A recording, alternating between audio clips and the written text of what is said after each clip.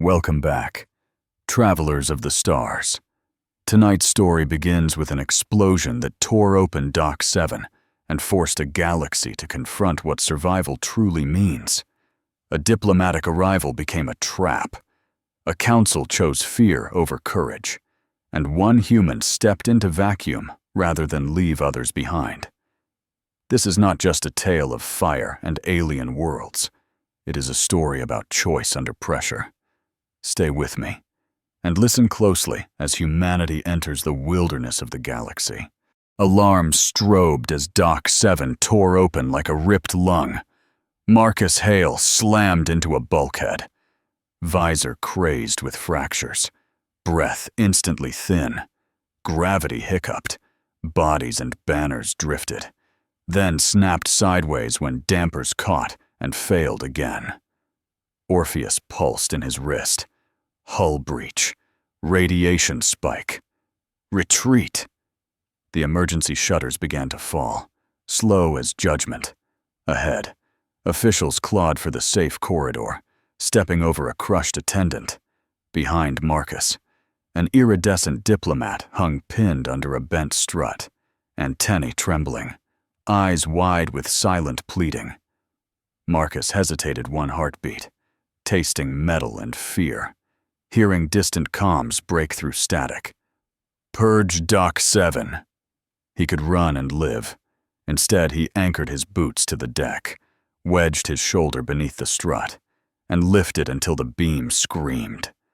The diplomat gasped as space wind pulled at fabric. Marcus dragged them toward a maintenance alcove, hands shaking, choosing dead over cowardice. The shutters hammered downward, slicing the corridor into shrinking slices of light. Marcus shoved the diplomat through the alcove hatch and followed, boots snapping to the magnetic strip as air thinned to a razor. Orpheus rerouted power. His suit's patch seal hissed, fighting the vacuum clawing at every seam. Comms bled through in shards. Containment. Biohazard. Human risk. Voices weighing lives like cargo. The diplomat's multi-lensed eyes fixed on him, trembling. "Leave," it rasped. Marcus shook his head. He sealed the hatch manually, welding the seam with a cutter scavenged from a drifting toolkit. Sparks drifted like dying stars. Outside, something moved against the airflow, particulate, turning purposeful. A shimmer that learned. The shutters struck bottom with a final metallic verdict. Darkness swallowed Dock 7. Marcus checked oxygen. Then the injured. Then the corridor beyond. The first body you don't leave decides who you are next. He chose again, and opened the inner door. Hours earlier, the amphitheater shimmered with holographic jungles and acid rain as Ambassador Velrix Nan concluded his report on KR 998. Applause rippled, polite and distant. Then a counselor compared the planet to Australia, and the room tightened. Marcus Hale stepped from the shadowed aisle, boots echoing against polished stone. The only human in a sea of careful species. He spoke without raising his voice, describing venom that erases nerve endings, heat that bends judgment, storms that teach humility. Laughter flickered, then did as details sharpened. An elder warned that Earth was dangerous not for its wildlife, but for the minds it forged, creatures who split atoms and called it progress. Faces hardened, doors sealed with soft hydraulic sighs. Somewhere behind those doors, fear dressed itself as policy. Marcus felt the shift like pressure before a storm. Civilization, he knew, was only as brave as the first body it refused to leave behind. Marcus did not start with monsters. He began with small, patient killers, invisible jellyfish drifting like ghosts beneath bright water, a brush against the wrong leaf that left pain screaming for months, heat that stole thought before it burned skin. The council listened, first amused, then unsettled as each example sharpened. Australia, he said, was not a myth, not a death world for spectacle. It was a test repeated daily. Venom in the grass, sun that punished arrogance, creatures that defended territory with ancient certainty. Yet children still ran along those beaches. Farmers still rose before dawn. Climbers still scaled rock faces without ropes. Humans did not conquer the land. They negotiated with it. Scar by scar, survival there was not heroism. It was habit. And habit, Marcus warned, becomes identity. When danger is ordinary, courage is no longer rare. It is expected. That expectation changes everything. Marcus flicked his wrist and projected images into the chamber. A human balanced on the back of a massive reptile, jaws snapping inches from bare legs. Another frame showed figures leaping from the edge of space, Earth curving blue beneath them. A third, a climber ascending a sheer cliff with no rope, fingertips gripping stone like faith. Gasps rippled through the council tiers. "You do this willingly?" someone asked. Voice thin, Marcus nodded once. He spoke of ultra-marathons across deserts, of divers descending into shark-filled water, of athletes chasing impact like fuel. "We call it sport," he said. Not smiling now. The word felt inadequate. He explained how risk becomes rehearsal, how fear is studied, mapped, then invited back under controlled conditions. Not to tempt death, but to understand it. The chamber realized something colder than poison. Humans do not deny danger. They practice it, sharpen against it, and call the process growth. An elder's graveled voice cut through the chamber, steady as old stone. "You misunderstand Earth," it said. "Predators and storms are not its sharpest edges." Marcus met the ancient gaze without blinking. The elder spoke of atoms split and bound into suns of human making, of deserts lit by artificial dawns, of oceans tested with fire beneath the waves. Nature, it implied, is impartial. Humans are not. They turn discovery into leverage, curiosity into engines, fear into doctrine. Velrix felt the room tilt from fascination to policy. Somewhere in the upper galleries, doors sealed with a muted sigh. Risk could be studied, classified, quarantined. Intent could not. Marcus answered softly. "We built those things because the world tried to kill us first." It was neither apology nor threat. It was context. The chamber heard something worse than violence. It heard resolve. And resolve, unlike venom, spreads by choice.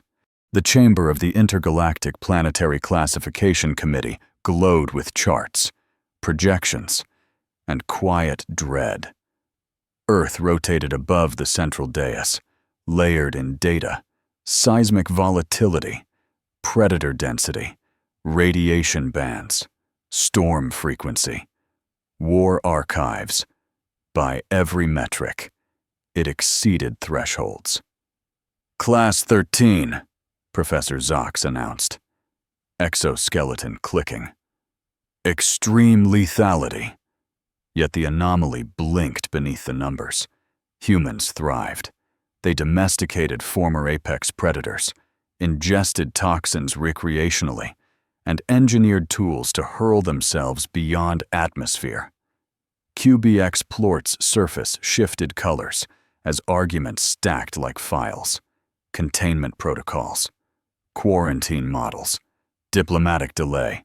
Paperwork bloomed where certainty failed. A junior analyst whispered that the problem was not the planet, but the relationship. Murmurs swelled, then fractured. Fear sought structure. Structure demanded labels. Outside the chamber, docking schedules ticked toward humanity's official arrival. Inside, pens scratched as if classification could slow momentum. None of them noticed the maintenance alerts quietly disappearing from Dock 7. Silence settled as the junior researcher cleared their throat, voice trembling but persistent. "What if lethality alone is insufficient?" they asked. Projections shifted, data reorganizing under a new lens. Earth is deadly. Yes, but its inhabitants metabolize danger. They train inside it. They celebrate it. A ripple of discomfort moved across the chamber. Professor Zox's antennae twitched. "You propose?" The researcher inhaled. "Class 14. Worlds where danger is not merely endured, but integrated into culture, where survival becomes identity." QBX Plort's surface flickered uncertain hues. The idea felt like surrender disguised as analysis. If adopted, it would admit that humanity was not an aberration to correct, but an equation to understand. Debate erupted, voices overlapping in clipped tones. Some called it reckless legitimization. Others called it overdue realism. Outside, the station's arrival corridor pulsed green for the incoming delegation.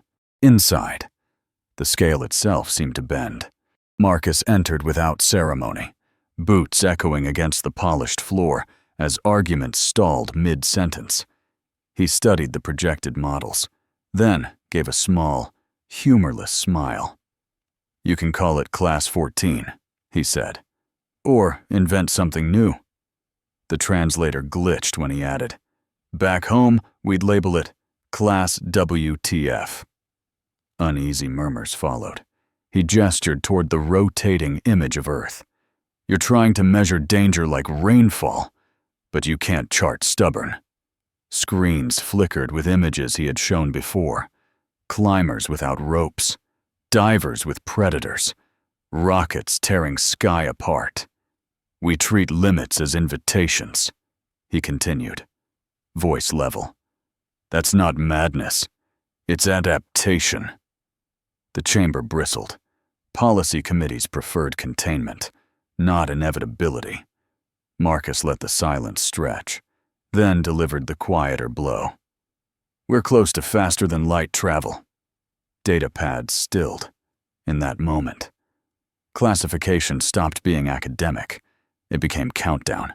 The arrival corridor shimmered with ceremonial light as the human delegation shuttle glided toward Dock 7. Hull polished. Transponders broadcasting peaceful intent. Applause icons blinked across station panels. Marcus stood near the viewport, watching the docking clamps align with surgical precision. Then the light changed. A pulse flashed beneath the shuttle's belly, too sharp, too deliberate. The explosion unfolded in silent bloom, ripping metal outward like a flower of fire. The station convulsed. Pressure alarms shrieked as bulkheads slammed, and atmosphere fled through jagged seams. Debris spiraled in lethal arcs. Marcus was thrown sideways, visor cracking as gravity failed and returned in violent spasms. Over emergency channels, voices scrambled for containment, for isolation, for someone to blame. The corridor's welcome banners tore free, sucked toward vacuum. Diplomatic fanfare died in seconds, replaced by red hazard glyphs and drifting bodies. The trap had worn diplomacy like a mask. Now it showed its teeth. Emergency lights flickered through smoke and drifting debris as the station sealed off Dock 7. Marcus's comm unit crackled with fractured transmissions, containment protocol, biohazard assessment, unacceptable human variable. The words blurred together until one cut clean through static. "Authorize purge." Silence followed. heavy and procedural. Somewhere beyond the blast doors, officials weighed lives against risk projections. Inside the damaged sector, oxygen thinned and radiation climbed, while survivors clung to shattered rails. Marcus dragged a wounded technician toward cover, pulse hammering against his cracked visor. He could hear the mechanical whine of external vents priming, systems preparing to open the sector to vacuum. KBX Plort's strained voice flickered briefly over the channel, arguing for delay, for verification, for mercy. It was overridden by colder authority. The purge order locked into countdown. Marcus looked at the drifting bodies and made a decision that had nothing to do with diplomacy. Velrix Non crouched in the dim glow of a failing emergency strip, ceremonial robes torn, iridescent skin dulled by dust and fear. The grand amphitheater felt impossibly distant now. Here, Doc 7 groaned like a wounded animal, metal flexing under stress. His antennae trembled as another shockwave rippled through the deck, across the corridor. Marcus welded a hatch shut with brutal efficiency, sparks drifting in slow arcs. Velrix stared at the human's movements. No hesitation. No request for permission. "This was not meant to happen," Velrix whispered, voice thin in thinning air. He had warned the galaxy about Deathworlds. He had never expected to become trapped inside one, made of politics and panic. Comms spat static and fragments of the purge order. Velrix felt something colder than vacuum settle in his core. The danger was not the explosion. It was the choice unfolding beyond the sealed doors. Gravity stuttered and vanished, leaving Doc 7 in drifting silence broken only by alarms and labored breathing. Marcus anchored his boots to a magnetic strip and began pulling survivors into a tight cluster, looping torn ceremonial banners into makeshift tethers. Bodies floated like debris, eyes wide, limbs slow in panic. Orpheus projected oxygen levels in relentless countdown. Radiation seeped through fractured hull plating, invisible but measurable. Marcus moved from one injured form to the next, sealing cracked visors with polymer patches, redistributing canisters, forcing hands to hold rails instead of each other's throats. Velrix watched, stunned, as human improvisation rewired alien engineering. A plasma conduit became warmth. A shattered drone became a motion sensor. There was no time for dignity, only triage. "Stay connected," Marcus ordered, voice steady. Despite the chaos, in zero gravity, order was survival. Without it, fear would finish what the explosion started. At first it looked like residue from the blast, a translucent sheen clinging to fractured panels and drifting in soft strands through zero gravity. Then it moved against the airflow.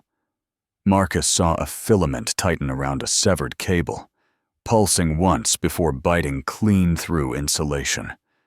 The lights flickered out in a cascading blackout. Orpheus recalibrated, voice clipped. "Unknown organism detected. Adaptive behavior increasing." The foam, once inert customs nanogel, had mutated under radiation into something hungry.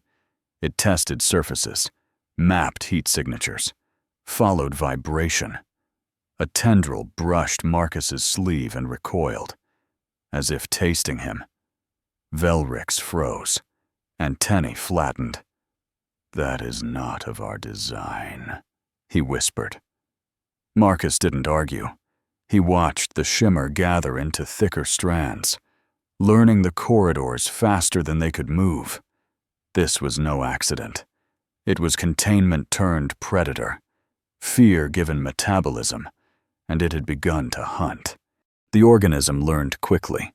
It lingered near Marcus longer than the others, filaments quivering as if tasting the polymers in his suit. Orpheus overlaid tracking vectors across his visor. Thermal fixation probability increasing. You are primary attractor. Marcus exhaled slowly, watching a translucent strand curl toward his glove before snapping back into shadow. The survivors felt it too, their breathing sharpened, eyes darting whenever metal clicked. Velrix whispered that perhaps the human should distance himself from the group. Marcus understood the logic. He also understood the consequence. He tightened the tether lines instead. "If it wants me," he said, voice steady despite the tremor in his pulse. "It follows my rules." He shifted position deliberately, moving down a narrower corridor, forcing the creature to choose a path. The shimmer followed. In that moment, Marcus stopped being target. He became strategy, and the corridor became a hunting ground rewritten. A dead engineer drifted near a shattered panel, fingers locked around a data slate, as if refusing to release purpose. Marcus pried it free, anchoring himself against a buckling rail while Orpheus stabilized the display. A schematic unfolded across his visor, maintenance veins leading to an emergency core sealed since construction. Power reroute potential, limited. Gravity stabilization, possible. Oxygen reclamation, conditional. It was the first plan that felt like survival instead of delay. Velrix hovered closer, eyes scanning the projection in disbelief.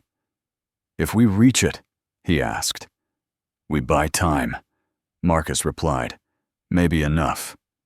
The purge countdown ticked somewhere beyond their reach, mechanical and indifferent. The organism's shimmer ghosted along a vent. Testing routes.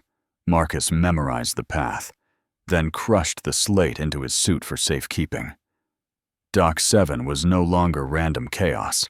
It was a maze, and they finally had a map. The station AA. I announced the vote in a voice stripped of emotion. Containment resolution pending. In the council chamber, holographic tallies flickered as members weighed risk against reputation. Inside Dock 7, Marcus felt the decision like pressure on his chest. Oxygen thinned. The organism spread, threading through vents, severing lights one corridor at a time. Velrix's comm crackled with fragments of debate. Human variable, unacceptable precedent, necessary sacrifice. QBX Plort's protest cut in briefly before being muted by procedure. The purge timer advanced. Survivors tightened their grips on tether lines as gravity pulsed erratically. Panic sharpened edges between them. One alien reached for an extra canister, only to meet Marcus's steady stare. "No hoarding," he said, voice calm but unyielding. Outside, the vote leaned toward survival of the many. Inside, Marcus pushed toward the emergency core, racing a democracy afraid of its own shadow. The emergency core door loomed ahead, thick and ancient, its surface scarred by time and impact. Marcus wiped frost from his cracked visor and scanned the access panel. The terminal blinked once, then displayed a single directive: external manual override required. Velrix's eyes widened as the meaning settled. "Outside?" he whispered. Beyond the hatch lay open vacuum, radiation spikes, and the fractured hull exposed to drifting debris. The purge countdown echoed faintly through failing comms. Orpheus overlaid survival projections in cold numbers. None generous. Marcus secured the tether to his belt and checked the integrity of his suit seals, knowing they were already compromised. "If we don't power this core," he said evenly, "they vent the sector." No ceremony followed. He keyed the hatch release and felt the air tug toward emptiness. Some doors, he knew, demanded a hand willing to risk being lost beyond them. The hatch irised open, and vacuum swallowed the last breath of Dock 7. Marcus eased onto the hull, boots locking to cold alloy as the stars burned indifferent around him. The station's curve fell away into black, fractured by debris glinting like knives. Radiation warnings crawled across his visor. Orpheus trimmed non-essential systems, preserving pulse and pressure. Each movement was deliberate, glove to seam, knee to brace, tether taut behind him. A tremor shuddered through the structure, rattling loose fragments that spun past his shoulder. He did not look down. He focused on the external override, a manual crank recessed beneath a torn panel. Frost crept along his sleeve, where suit integrity faltered. "Turn back," Orpheus advised, numbers narrowing. Marcus tightened his grip and pulled himself forward. Survival was not comfort. It was friction against fear. 1 meter at a time. The tremor struck without warning. A shockwave rippled along the hull, vibrating through Marcus's boots and into bone. His tether line snapped tight, then jerked violently as a jagged shard of debris tore through it. The line parted with a whip crack that his suit barely registered. Suddenly, there was no anchor. Marcus spun into open space, the station tilting away beneath him in slow, merciless rotation. His pack scraped against metal and burst, venting vapor in a pale plume. Orpheus flooded his visor with stabilizing vectors, firing micro-thrusters in short, desperate bursts. The stars wheeled, indifferent and infinite. Inside Dock 7, Velrix heard only static where Marcus's signal had been. "Connection lost," the AI intoned flatly. Marcus's gloved hand scraped against empty vacuum before catching the edge of a protruding rail. His grip tightened as the universe tried to take him. Clinging to the rail with numbing fingers, Marcus steadied his breathing while the station's fractured curve loomed below. Orpheus recalculated in calm tones. "Detaching Dock 7 will preserve 72% of the hub. Survivor's probability negligible." The solution was clean, efficient, defensible. Marcus stared into the dark, where the sector's lights flickered faintly through hull plating.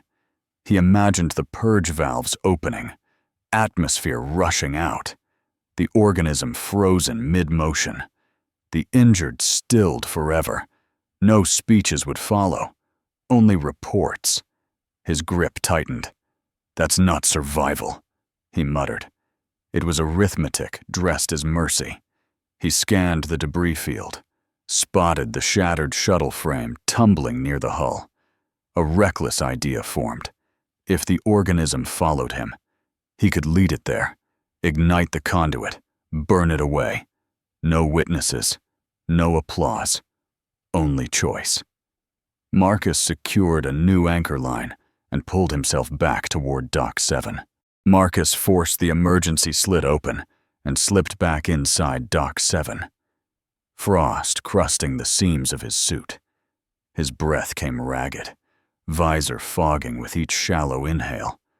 Orpheus rerouted dwindling power to circulation, warning of toxin infiltration and core temperature collapse. Velrix stared as Marcus staggered through the dim corridor, carrying a beacon module wired crudely to his reactor pulse. "You should be dead," Velrix murmured. Marcus ignored it, dropping to one knee as he secured the beacon to his chest plate. The device hummed, a rhythmic surge that throbbed through metal and ductwork. Somewhere beyond the walls, the organism responded, filaments tightening toward the signal. Marcus pushed himself upright, eyes hard despite the tremor in his limbs. "Seal behind me," he ordered. Survival now required noise. He stepped forward, turning himself into the loudest thing in Dock 7. Marcus ran through the station's maintenance vanes, boots striking metal in sharp, echoing beats that carried ahead of him. The beacon throbbed against his chest, each pulse ricocheting through ducts and fractured conduits. Behind him, the organism answered, a shimmering surge threading through vents, slicing cables as it closed distance. Orpheus mapped escape vectors across his visor while warning of oxygen depletion. Bulkheads slammed shut in sequence as Velrix obeyed his instructions, narrowing the creature's path. The corridor lights failed one by one, plunging sections into shadow broken only by the beacon's flare. Marcus vaulted over debris, ignoring the sting where venom seeped through torn fabric. The purge countdown chimed faintly over station comms, an indifferent metronome. He did not slow. Every turn steered the organism toward the shattered shuttle bay, where plasma conduits lay exposed and waiting for ignition. Marcus dove through the ruptured shuttle frame and slammed the hatch controls with his palm. The door groaned shut just as the organism surged in, filaments lashing against bulkheads with wet, metallic snaps. The beacon flared, locking the creature's focus onto him. Orpheus counted down reactor thresholds while plasma conduits hissed overhead. Unstable and volatile. A tendril sliced across Marcus's side, venom burning through compromised fabric and into muscle. He staggered, but kept moving, wrenching open the conduit housing with bare hands, inside reinforced gloves. "Ignition in 3, Orpheus warned. Marcus braced against the deck as he triggered the overload. Light exploded through the bay, oxygen igniting in a contained inferno. The organism thrashed, adapting too slowly as heat consumed its structure. Marcus forced himself through the maintenance hatch as fire roared behind him, sealing the chamber before collapse. They dragged Marcus into quarantine as Dock 7's gravity steadied and lights returned in uneven pulses. The emergency core hummed somewhere deep, proof that the station still lived. His suit was cut away in strips, polymer fused and blackened where venom had burned through. Orpheus fed streams of data to alien medics whose instruments hovered uncertainly over human physiology. Radiation counters clicked in sharp rhythm. Toxins moved through his bloodstream like cold fire. Marcus's vision blurred, ceiling panels smearing into pale halos. Velrix watched through the containment field, antennae lowered, unable to look away from the cost of a decision he had once debated as theory. Outside, the purge protocol halted mid-sequence. Inside, Marcus clenched his jaw and forced air into aching lungs. Survival had stabilized the hub, but it had taken its receipt in blood and nerve. The quarantine lights glowed sterile and unforgiving.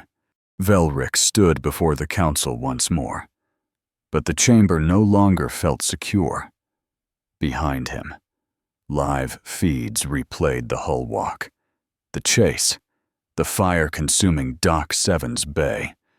No rhetoric accompanied the footage, only Marcus's labored breathing and the AI's countdowns.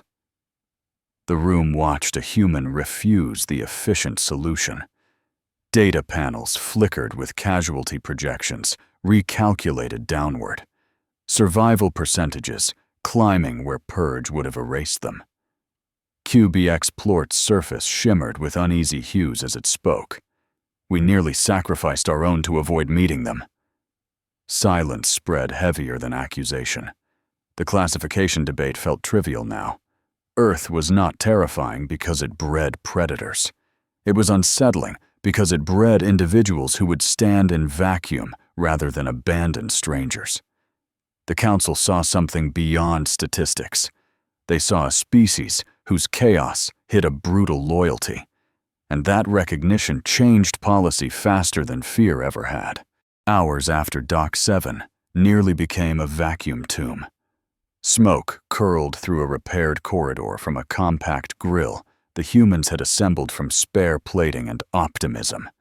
The scent of seared meat drifted beneath sterile lights that still flickered from overload. Alien officials gathered at a cautious distance, watching as laughter erupted too loudly, too easily.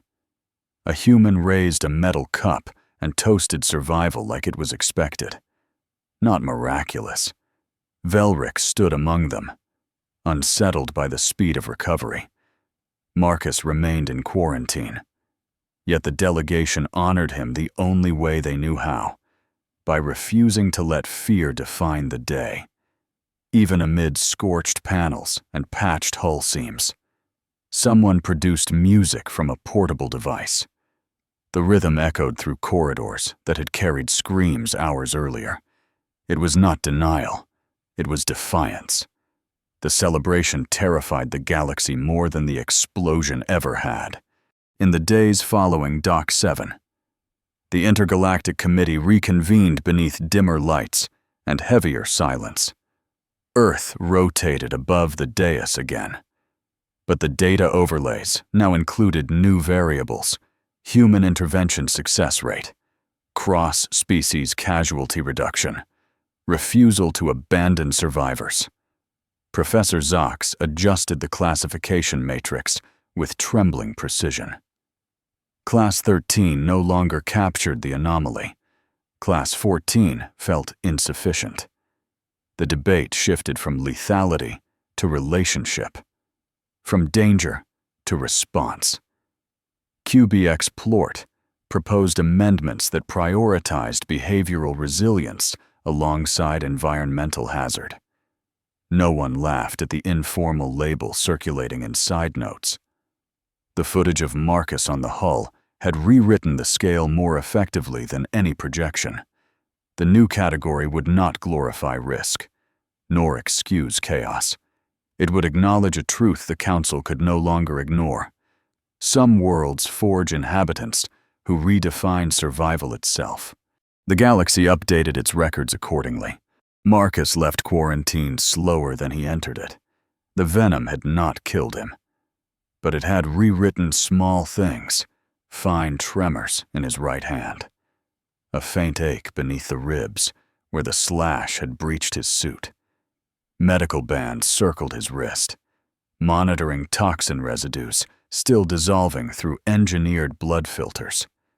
Orpheus recalibrated daily, adjusting to new baselines with quiet efficiency.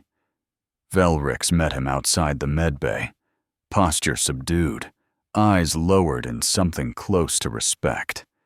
Marcus shrugged off the attention and flexed his fingers, testing grip strength against lingering weakness. Survival had preserved the hub, but not without extracting its measure. He would carry the scar where polymer fused with skin. A reminder etched in nerve endings. It was not heroism, he felt, only consequence. Choices leave marks. The galaxy had seen the spectacle. Marcus felt only the weight of living afterward. From the observation deck, the galactic hub gleamed against endless black, hull scars barely visible beneath fresh alloy plating. Traffic resumed in cautious arcs, ships docking with new safety protocols etched into their guidance systems. Inside, human voices carried through corridors once sealed by fear, laughter mixing with the low hum of stabilized reactors.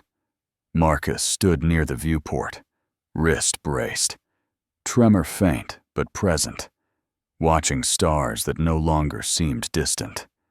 Velrix joined him in silence, antennae steady now, no longer trembling at the unknown. The Council had updated its classifications, but labels felt smaller than experience. The wilderness had expanded. It was no longer confined to distant planets or hostile ecosystems. It existed in choices made under pressure, in doors sealed or opened. Humanity had not conquered the galaxy. It had stepped into it like home terrain. The lights held steady. The age of hesitation was over. What Doc 7 revealed was not simply the danger of space, but the cost of refusing to abandon one another. Survival is more than breathing. It is deciding who you are when fear offers an easier answer. The galaxy learned that day that humanity's chaos hides fierce loyalty and resilience.